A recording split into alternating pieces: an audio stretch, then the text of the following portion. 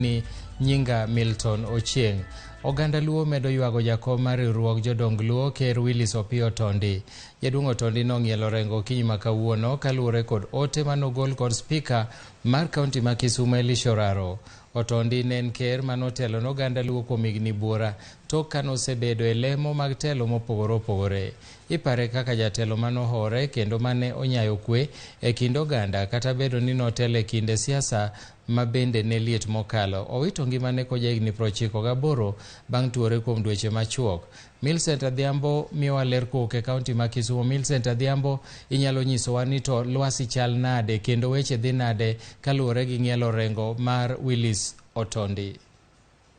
Anachiel kachiel e dalane manyaera mayudore kar chung' od bura ma Kisumu West kan kod familia mare gi jogo ma bende ochopo kaendi mar kuyo kodgi ka uka ketho sa ang'ne ateri achiel kachiel irgi mondo migi nyiswa matin ewi ma osenindo jaduong' ker Willis Otondi. Achiel kachiel nyaka Ramogi Ajwang' ang'ne wawuo kodgi ka bende an gi moko kuom jodongo ma bende oseyuoro kaendi ka nitiere oganda mathoth moseyuoro mar kuyo gi familia ni. Ang'ne ing'ina mana kamera kacha mondi chakna gi nyingi inyisa ni to jaduong' inyalo wacho wi ang'o makoro piny Luo kata Nyanza kaendi wawito ng'ama lich ahinya jalno mane kelo jodongo kanyakla kendo gisumo paro ging'iyo ni to weche kata weche telo mapacho kaendi weche telo ming'iyo go oganda Luo nyalo chomo kanye mana mapiyo piyo.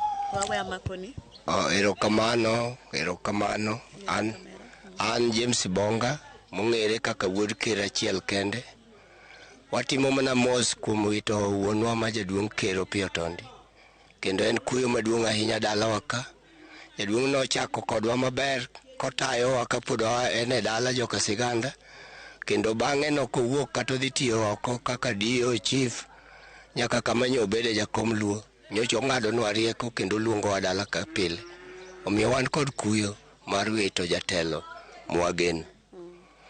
Erokamano ahinya. In bende ang'na imiya wach matin. Aneno ka ichalo ni in e chogo dalani. An iluonga ni Fiona Kinyi Opiyo.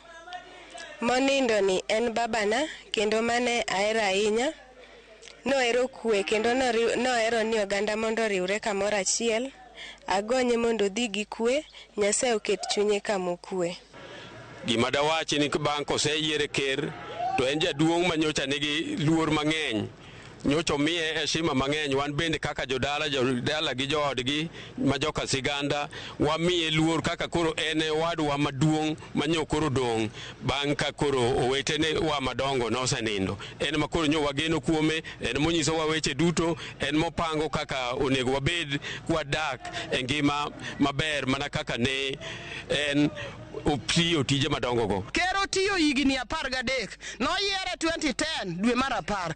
Ero uru kamano joka nyanam ulamnwa Nyasaye to wan wang'e kuma jaduong' odhiye ok wanyal yuago dayo ka gima ok wang'e kuma jaduong' odhiye. Jaduong' nyolamonwa Nyasaye nyowuoyo kodwa nyokoni en odhi oyweyo wadong' gi kwe osiepene duto mondo los liende mondo obed maber kech nye en ng'ama oluor. Erokamano. Erokamano ahinya. Mana kamano nyaka Ramogi Ajwang' mano osiep mosenindo kata jaod mosenindo ker Willis Otondi kaka ing'eyo ni ker noyier kaka jakom riwruok jodong Luo higa 2010 manyaka sani osebedo kotiyo koyalo buche oriwo wi joluo opuonjore kodgi kotenore kod weche mag telo mapacho kaendi kotenore ahinya to gi Nyanza region. Gi thuolo ni endi okabi wacho mang'eny to mana mar nyisi ni kaka osewacho kanyo ni Jumapil tarik 12 juma mokalo Raila Omolo Odinga mano jatend Azimio nochopo ma olimo jaduong' kata ker Willis Otondi kuma ne dende lite osiptal ma Avenue. Kagi thuolo ni endi nyaka Ramogi Ajwang' bende amor mar nyisi ni jodongo mopogore opogore ma bende